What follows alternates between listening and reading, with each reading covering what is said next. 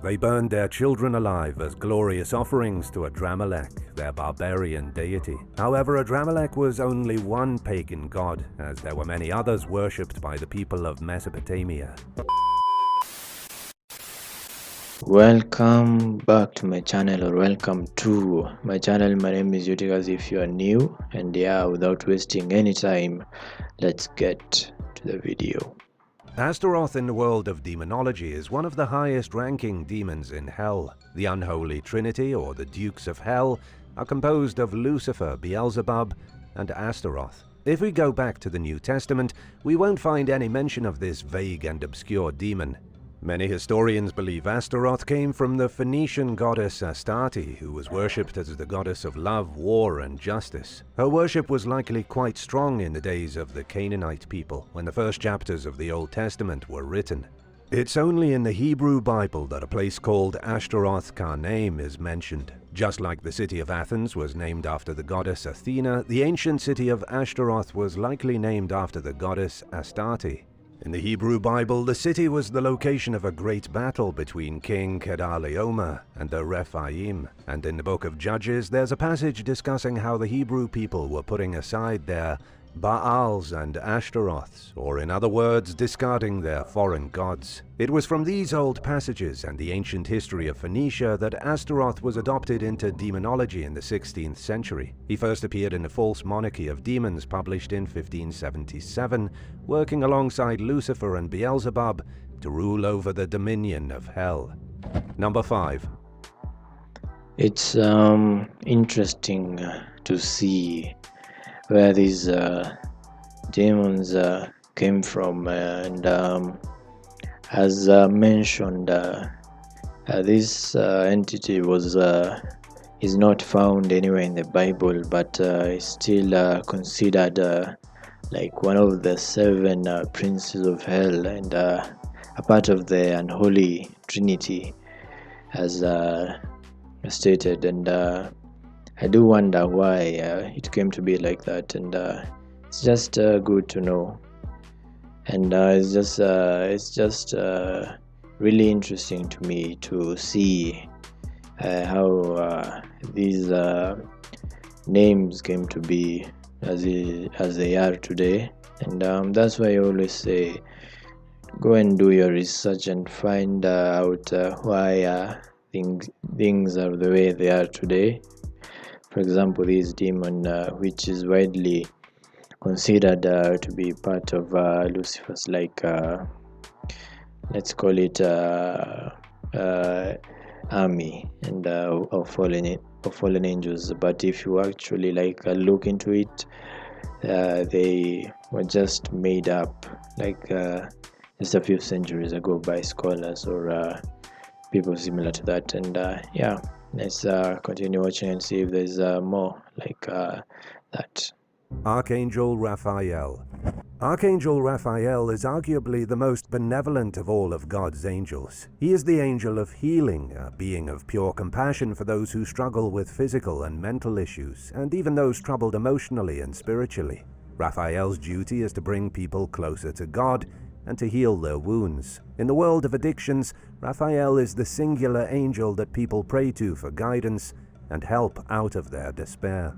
In ancient religious texts, Raphael is mostly depicted as a healer. In the book of Tobit, an official part of the Bible, he restores sight to the blind, heals people spiritually and emotionally, and drives away a demon of lust after it torments a woman named Sarah. And in Islamic tradition, Raphael is also the master of music, who sings his praise of God in over 1,000 languages. Often in artworks, Raphael is depicted holding either a staff, which represents healing, or an emblem known as a caduceus that symbolizes the medical profession. There are also times where the archangel is illustrated with a fish, which refers to a biblical story where he uses a part of the marine animal to cure a man's blindness. In the book of Enoch, which was not an official part of the Bible, Archangel Raphael is tasked with healing the world after the fallen angels corrupted it by procreating with human women. Anywhere that he's mentioned, he's described as the healer of Earth's evil and afflictions.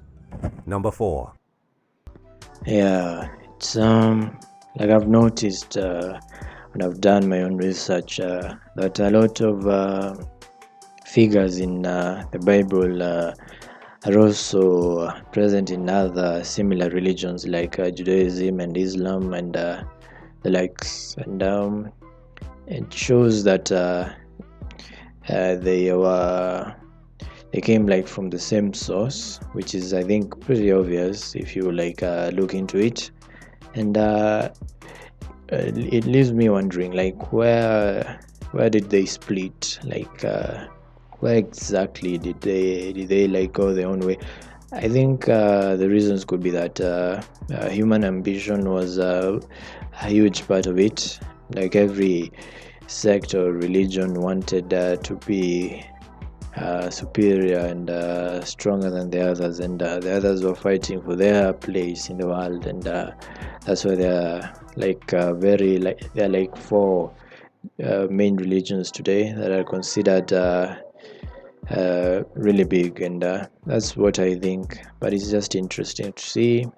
Yeah, Raphael is most one of the most famous angels, like after Angel Gabriel and Michael. So yeah, it's just good to know these things, and if you're interested in this sort of stuff, you can go out there and read books. There are a lot of them. There are even a lot of YouTube videos similar to this one talking about beings like these mentioned in the Bible. It's just interesting. Gadriel.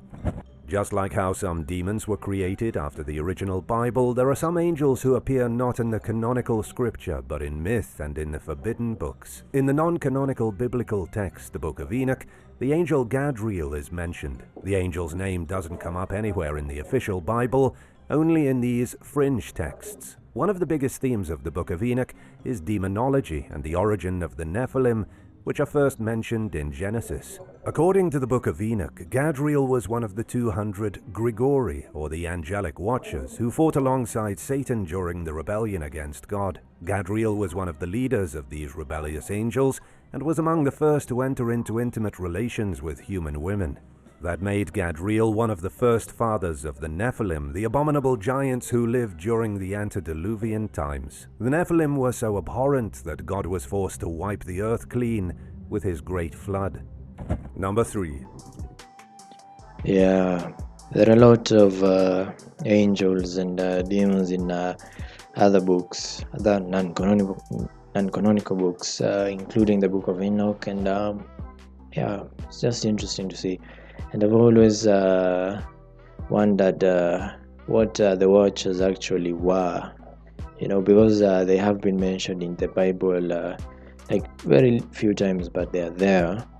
And like, what were they exactly? Were they like angels who fell with the devil, or another group of angels who defected? So I've been wondering a lot about that, or is it all fiction? Adramalek. In the Book of Kings, Adramalek is mentioned only briefly as a Semitic god. He was worshipped by the citizens of Sepharvaim, a city captured by Sargon II, king of Assyria. In the Bible, the people of this Assyrian city are described as heathens, worshippers of the false god to whom they gave great blood sacrifices. They burned their children alive as glorious offerings to Adramalek, their barbarian deity. However, Adramalek was only one pagan god, as there were many others worshipped by the people of Mesopotamia. He has been closely associated with another terrifying entity from Mesopotamia called Baal, which was also a horrifying god who demanded children for his sacrifices. As the years went by, both Baal and Adramalek transformed from being powerful gods worshipped by the Mesopotamians to being demons in hell. Adramalek is a demon in many Christian traditions, a fallen angel beside the likes of Asmodeus, who was ultimately vanquished by the archangels Uriel and Raphael. In more obscure modern demonology, Adramalek has been downgraded all the way to supervisor of Satan's wardrobe. He's usually seen in artwork as a creature with the head of a donkey, the torso of a human, and the tail of a peacock. Number 2. Yeah, I can say for certain that I've never heard of this entity before, but it doesn't sound that big as I mentioned. But yeah, it's it's always great to learn new things, and I think yeah, I've learned something I never knew. Yeah, but yet again, it's he's a being not mentioned in the Bible, so I doubt this creature has any merit, but you never know. Yeah. Corazon.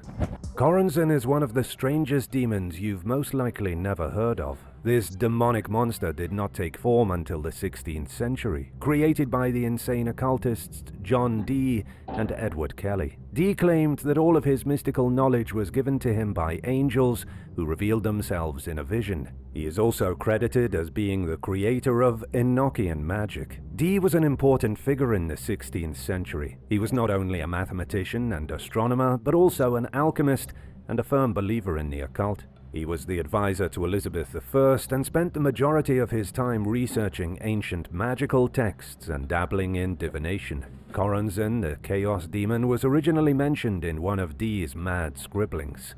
However, Corazon wouldn't become a truly frightening force of evil until Aleister Crowley in the 20th century. As you may already know, Crowley was considered the worst man on earth at that time, as he was busy founding the highly controversial Thelma religion. Crowley made huge waves in England up until his death in 1947 and is famous for his wacky attempts at summoning demons and trying to bring the devil out of hell. One of his favorite demons was Corazon, the Dweller of the Abyss. The demon was said to be the last thing standing between a person and their enlightenment. The only way for a Thelemite to reach enlightenment was to fight through the chaos of Corazon's abyss and come out unscathed on the other side. Crowley supposedly tried to summon Corazon in Algeria in December of 1909. Number 1. So he was a crazy person. Was probably looking like something dumb like immortality or something like that. But yeah, I've never heard of this demon, and yeah, like I'm sure it's made up. But a lot of beings we've been reading through this video have been made up one way or another. So yeah, no different from any other. The Angel of Peace. Samuel is known as the Angel of Peace. He is traditionally connected to the unconditional love of God, the search for inner peace and conflict resolution. He's also the angel of romantic love and is typically sought by those looking to come to terms with their own relationships in life. In traditional Christian art, Archangel Samuel is generally depicted with heart symbols. In the religious texts, Samuel is nowhere to be found. He isn't mentioned by name in a single major religious text in either the Jewish or Christian traditions, and yet both of these faiths have identified him as carrying out major missions for God. He was the angel who comforted Adam and Eve after the angel Raphael kicked them out of the Garden of Eden, and Samuel also comforted Jesus Christ in the Garden of Gethsemane before the crucifixion. The only place Samuel seems to be mentioned by name is in the Kabbalah, the esoteric school of Jewish mysticism. In the Kabbalah, Samuel is one of 10 angels of God, but how he made his way into popular Christian culture is something of a mystery. What's your take on the history of angels and demons? Let us know in the comments, and don't forget to subscribe. Yeah, I've never heard of this one, but tell me if you have. And yeah, a lot of things were made up in centuries before this one, and so you can't really know whether they were true or not, but really doubt they were true. But it's still interesting to learn about these things. If you're interested, go and look for content like this. There's a lot of them out there, and yeah, an amazing video. This was an amazing video, and I'll react to more like this. And yeah, tell me what you think in the comment section, and see you amazing people in the next video.